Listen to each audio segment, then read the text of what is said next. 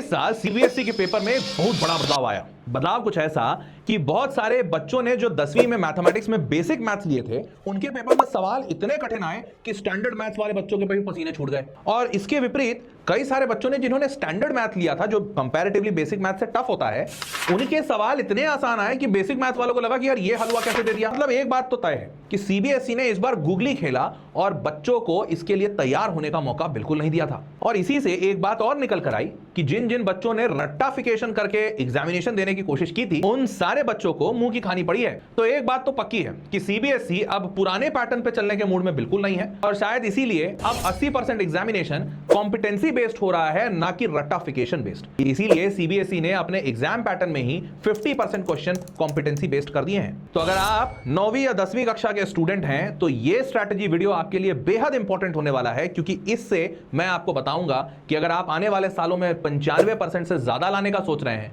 तो रियलिटी में आप उस सपने को हकीकत कैसे बना सकते हैं। चलिए शुरू करते हैं, लेकिन शुरू करने के पहले आपको थोड़ी सी रियलिटी चेक देना चाहूंगा। सबसे पहला डेटा फैक्ट, हर साल करीबन 20 से 22 लाख बच्चे सीबीएसई क्लास 10th का एग्जामिनेशन देते हैं। और आपको पता है इनमें से कितने बच्चे 90% या 95% के ऊपर आते हैं? मुश्किल से 2 से 2.5 लाख बच्चे। बाकी 90% से ज्यादा बच्चे 90% से ज्यादा नंबर ला भी नहीं पाते। तो इनकी गलती क्या होती है? इन बच्चों की गलती ये होती है कि ये सही वक्त का इंतजार करते हैं। यार समर वेकेशन आ जाए फिर धाकड़ पढ़ाई करूंगा, यार एक बार दिवाली हो जाने दो फिर एकदम सीरियसली पढ़ाई करूंगा, यार प्री बोर्ड में ना आग लगा दूंगा, आने दो प्री बोर्ड्स को। बेटा रियलिटी ये है कि तब आग नहीं लगती, तब सिर्फ आदमी सर्वाइवल मोड में चल रहा होता है। एक बार जब आपकी दिवाली बीत गई और आपके प्री बोर्ड्स आ गए, तब आप सिर्फ जान बचा के भागते हो। 95% वाला बच्चा जान बचाने वाला, भागने वाला बच्चा तो नहीं होता। तो अगर आपको सही में 95% नंबर या उससे अधिक चाहिए तो वो टॉपर वाले 1% बच्चों के माइंडसेट में आना पड़ेगा। एक ऐसा बच्चा बनना पड़ेगा जो अपने रिजल्ट को अपनी किस्मत पे नहीं छोड़ता, बल्कि अपनी आदत से बदलता है। हर रोज डिसिप्लिन से काम करता है, जिससे कि एक फिक्स्ड और डिजायर्ड आउटपुट आना तय होता है। हो सकता है 9वीं में आपकी किस्मत अच्छी रही हो, इसलिए नंबर अच्छे आ गए हों, पर 10वीं ऐसा नहीं होने वाला। 10वीं बदल रहा है, सीबीएसई बदल रहा है और एग्जामिनेशन के अब तरीके बदल रहे हैं। कॉम्पिटेंसी बेस्ड क्वेश्चंस ज्यादा से ज्यादा पूछे जा रहे हैं। ऐसे सवाल पूछे जा रहे हैं जिनमें आपको अगर रियल कॉन्सेप्ट अंडरस्टैंडिंग नहीं है तो आप उन एग्जामिनेशंस को अच्छा नहीं कर पाएंगे। चलिए अब आपको बताता हूं कि आखिरकार इस 95% वाले सपने को हकीकत कैसे बदलना है। तो इसका सबसे पहला फेज होगा NCERT God phase. NCERT God phase होता है आपका अप्रैल से लेकर अक्टूबर तक। देखिए अप्रैल से अक्टूबर तक में आप अपने बेस को स्ट्रॉन्ग कर रहे होते हैं और प्राइमरली अपने सिलेबस को कंप्लीट कर रहे होते हैं। इस सिलेबस कंप्लीशन के टाइम पे एनसीईआरटी भगवान बुक होता है और ये मानना आपको हर एक क्षण पड़ेगा। इस टाइम पीरियड में आपको अपने सिलेबस का 100% कंप्लीट करना है और एनसीईआरटी के सारे सवाल लगा जाने हैं। अभी भी एनसीईआरटी इतना रेलेवेंट है कि मेजॉरिटी 90% से ज्यादा सवाल एनसीईआरटी से पूछे जाते हैं। सिर्फ एक ऐसा सब्जेक्ट है मैथमेटिक्स जहां पर एनसीईआरटी से 90% नहीं बट 60 से 70% सवाल पूछे जाते हैं, और बाकी सब्जेक्ट में तो 90% सवाल और उससे भी अधिक एनसीईआरटी से ही आते हैं। फेज 2 में आप कंसिस्टेंसी रूल को फॉलो करेंगे। कई लोग बोलते हैं रोज 8 से 10 घंटा पढ़ो, वो लोग बेवकूफ होते हैं, क्योंकि 8 से 10 घंटे की पढ़ाई से बेहतर होगा कि 8 से 10 दिन हर रोज 1 घंटे की पढ़ाई कर लो, क्योंकि कंसिस्टेंसी एक्साइटमेंट को हमेशा बीट करती है। एक बच्चा एक्साइटमेंट में अगर एक दिन 10 घंटा पढ़ता है वर्सेस एक बच्चा जो 10 दिन हर रोज 1-1 घंटा पढ़ता है, वो दूसरा वाला बच्चा हमेशा ऊपर होगा। तो आप अभी से यह प्रण बना लो कि अक्टूबर तक कम से कम हर रोज 3 घंटे की पढ़ाई जरूर करोगे। अगर आप ये प्रण बना लेते हो तो मैं आपको गारंटी दे सकता हूं कि आपको 95% के रिजल्ट लाने से कोई नहीं रोक पाएगा। ये फाइनल फेज होगा आपका नवंबर से लेकर फरवरी तक, जहां पर आप पीवाईक्यूज और सैंपल पेपर की भरमार कर देंगे अपने प्रैक्टिस में। देखिए अक्टूबर तक में जब आपकी दिवाली की छुट्टी होने वाली है, उसके पहले तक आपको आपके पूरे सिलेबस को कंप्लीट करना है। उसमें मैं और मेरी पूरी टीम आपकी मदद करेगी। इस अक्टूबर तक के सिलेबस कंप्लीट होने के बाद नवंबर ऑनवर्ड्स आपका सिंपल एक काम रहेगा कि हर रोज प्रीवियस ईयर क्वेश्चंस को ज्यादा से ज्यादा सॉल्व करें और हर हफ्ते 1 से 2 सैंपल पेपर कम से कम सॉल्व करें इन एग्जामिनेशन फॉर्मेट। जैसे 3 घंटे का एग्जाम पेपर देते हैं बैठ के, बिल्कुल वैसे ही इन्वायरमेंट में खुद को रोज ट्रेन करें, ताकि जिस दिन मेन एग्जामिनेशन हो उस दिन आपको लगे it is just one another day.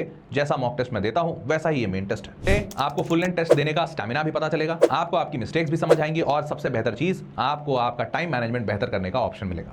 आखिरी में याद रखिएगा, सिर्फ पेपर देना इंपॉर्टेंट नहीं होगा, बल्कि उसका एनालिसिस करना उससे ज्यादा इंपॉर्टेंट होगा, क्योंकि आपकी गलतियां अगर आप नहीं सीखेंगे उनसे तो आप अपनी गलतियों को बार बार दोहराएंगे और आपको इन मॉक टेस्ट का या इन सैंपल पेपर का फायदा बिल्कुल नहीं होगा। तो अपनी गलतियां वापस दोहराए ना, इसके लिए एनालिसिस बहुत ही स्ट्रांगली कीजिए। आता है फेज 4 जिसका नाम है मिस्टेक बुक। देखिए, एक बुद्धिमान इंसान वही होता है जो अपनी गलतियों से बार बार सीखता है और अपने आप को हर रोज बेहतर बनाने की कोशिश करता है। आपको भी वो बुद्धिमान इंसान बनना है। आप जो भी सवाल सॉल्व कर रहे हैं या जो भी कॉन्सेप्ट आपने सीखा, उसमें अगर आपने कहीं गलती की है या कोई चीज आपको समझने में कठिनाई आई है, तो आप अपने इस मिस्टेक बुक में उसको जरूर लिखिएगा। क्योंकि कई बार जो जटिल चीजें होती हैं या कठिन चीजें होती हैं, वो एक बार में समझ तो आ जाती हैं पर याद लंबी नहीं रहती। ये मिस्टेक बुक में जब आप आगे चलकर रिवाइज करेंगे तो ये चीजें आपको वापस याद दिलाएंगी कि अच्छा आपने वहां क्या गलती की थी। उसको वापस से याद करके आप उन गलतियों को अवॉइड कर पाएंगे अपने मेन एग्जामिनेशन में। इस मिस्टेक बुक को जरूर बनाइएगा, शुरुआत से ही बनाइएगा, ताकि साल के एंड होते होते इसमें काफी सारी ऐसी जानकारियां हों जो आप एग्जामिनेशन से ठीक पहले बस रिवाइज कर लें, ताकि एग्जाम में वैसी गलतियां ना हो। और अब लास्ट फेज आता है फेज 5, दैट इज रिविजन। देखिए, रिविजन एक संजीवनी बूटी है, या यूं कह लीजिए कि पूरे खाने के बाद का पानी है। देखिए, खाना चाहे जितना लजीज हो और खाना आपने चाहे जितना खाया हो, अगर आखिरी में पानी नहीं पिएंगे तो संपूर्णता का एहसास नहीं होगा। रिवीजन वही संपूर्णता का एहसास दिलाता है। और ध्यान रखिएगा, यह एहसास बहुत जरूरी है, क्योंकि इसी एहसास से आपको यह कॉन्फिडेंस आता है कि आप एग्जामिनेशन में अच्छा करेंगे और आपने अपना पूरा सिलेबस कंप्लीट किया है, आपको सारी चीजें पता है।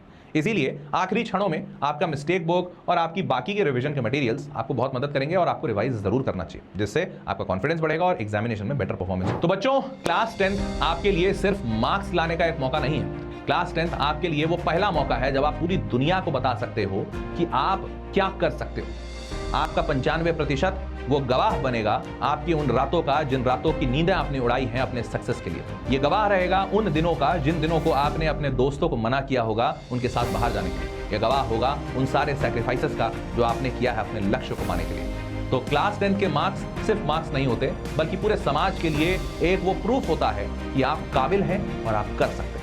याद रखिएगा, winners don't do different things, winners only do the same thing but differently. तो आपको वही सारी चीजें करनी है जो बाकी बच्चे कर रहे हैं, बस डिफरेंट तरीके से करना है। मतलब डिसिप्लिन में हर रोज करते जाना है, करते जाना है। और एक दिन आप देखेंगे कि आप इतने ऊपर आ गए हैं कि बाकी दुनिया नीचे है और वो आपको ऊपर आकाश में देख रही है कि वाह, इस इंसान ने तो क्या ही हासिल किया।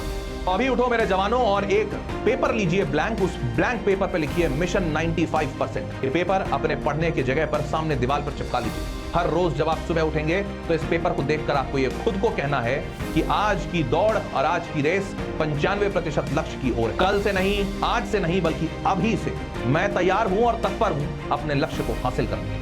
मैं सारे बच्चों को तहे दिल से शुभकामना देता हूं। ऑल द बेस्ट बच्चों, और याद रखना, इस साल आग लगाना है।